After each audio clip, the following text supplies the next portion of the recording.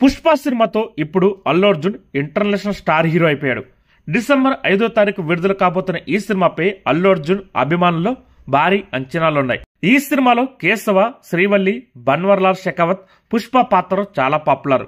అయితే ఈ రోల్స్ ని కొందరు స్టార్స్ ముందుగా వదులుకున్నారు. పుష్ప సినిమాలో కేశవ పాత్ర చాలా కీలకం. ఇందులో జగదీష్ బాగా సెట్ అయ్యాడు. కేశవ పాత్ర కోసం మొదట హీరో సువాసని మేకర్స్ సంప్రదించారు. అయితే కలర్ ఫోటో సినిమాతో బిజీగా ఉండి ఆ ఛాన్స్ ఆయన కోల్పోయాడు. అలాగే మహేష్ బాబుతో వన్ నేనొక్కనే సినిమా తీశాక దర్శకుడు సుకుమార్ మరోసారి ఆయనకు పుష్ప సినిమా కథ చెప్తే క్యారెక్టర్ లుక్ విషయంలో మహేష్ బాబు నో చెప్పారంట.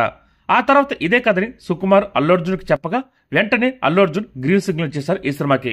అలాగే రంగస్థలం సినిమాలో రామలక్ష్మిగా మెప్పించిన సమంతని పుష్ప సినిమాలో శ్రీవల్లిగా చూపించాలని సుకుమార్ అనుకుంటే అందుకు ఆమె నో చెప్పింది. సమంత వద్దనుకున్న శ్రీవల్లి పాత్ర రష్మికకి బాగా నచ్చి వెంటనే ఓకే చెప్పేసింది. అలాగే ఈ సినిమాలో ఐటమ్ సాంగ్ కోసం మొదటి ఆప్షన్ దిశా పటాని, నోరా ఫతేహి అనుకుంటే చివరి క్షణంలో వారు కాదనడంతో సమంత ఈ పాటకి గ్రీన్ సిగ్నల్ ఇచ్చేసింది. అలాగే బన్వర్లాల్ షెకావత్ పాత్ర కోసం పుష్ప మేకర్స్ మొదటి ఎంపిక విజయ్ సేతుపతి. ఆయన డేట్స్ సర్దుబాటు కాక చేయలేకపోయారట.